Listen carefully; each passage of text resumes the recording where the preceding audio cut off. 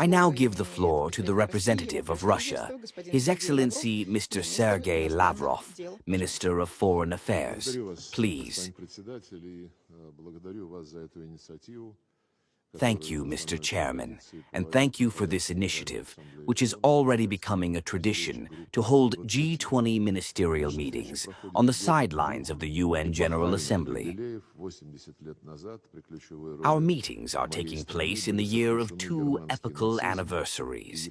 80 years ago, my country played a key role in the defeat of Yarman Nazism and Japanese militarism, with the People's Republic of China making a special contribution to the victory. This victory made possible the establishment of the United Nations, which its founders pledged to save future generations from the scourge of war and promote social progress. Reliance on the principles enshrined in the UN Charter in their entirety, comprehensiveness, and interrelationship is the key to the peaceful, progressive development of all states, large and small, without exception. Failure to adhere to the principles of the Charter is a manifestation of neo-colonial ambitions, leading to increased global instability and multiplying regional conflicts.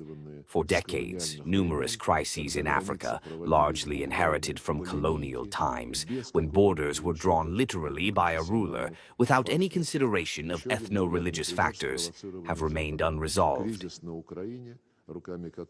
Another clear example is the Western-instigated crisis in Ukraine, which NATO and the European Union are trying to use to declare, and have already declared, a real war on my country and are directly participating in it.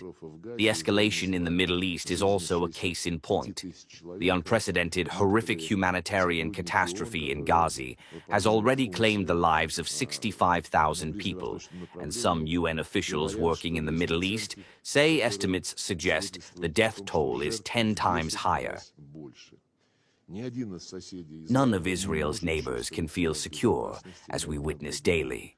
Meanwhile, unilateral economic sanctions, which flagrantly violate the UN Charter, tariff wars, and outright blackmail of international trade participants in flagrant violation of World Trade Organization norms, not only impact the most vulnerable and unprotected segments of the population, but also pose a serious threat to the global economy overall, including by fragmenting markets and disrupting supply chains. In December, we will celebrate the 65th anniversary of the adoption of the General Assembly and the Declaration on the Granting of Independence to Colonial Countries and Peoples.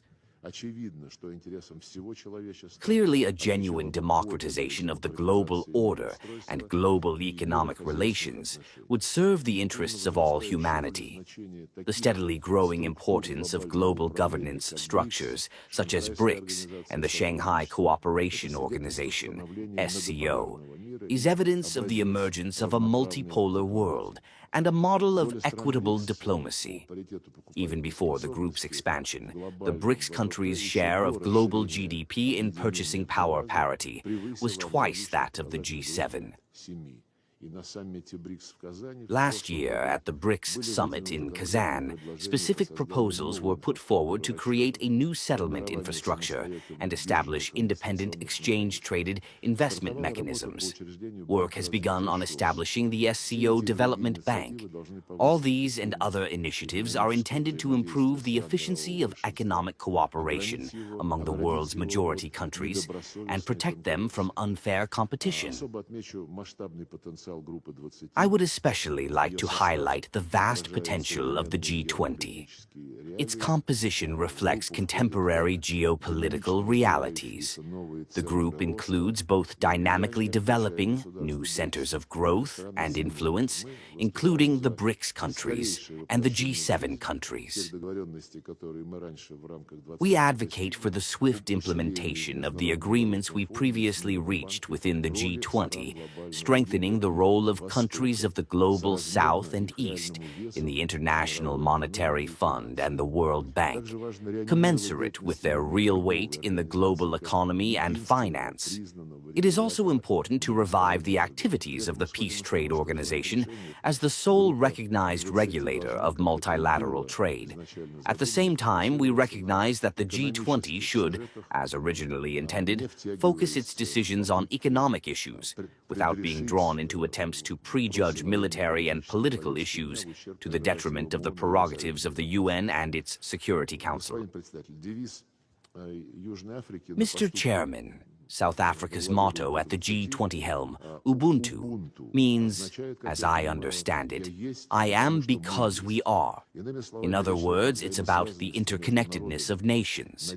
We hope that the upcoming summit in Johannesburg in November will send a powerful signal in line with this unifying philosophy and will become an important milestone in addressing the many challenges of our time.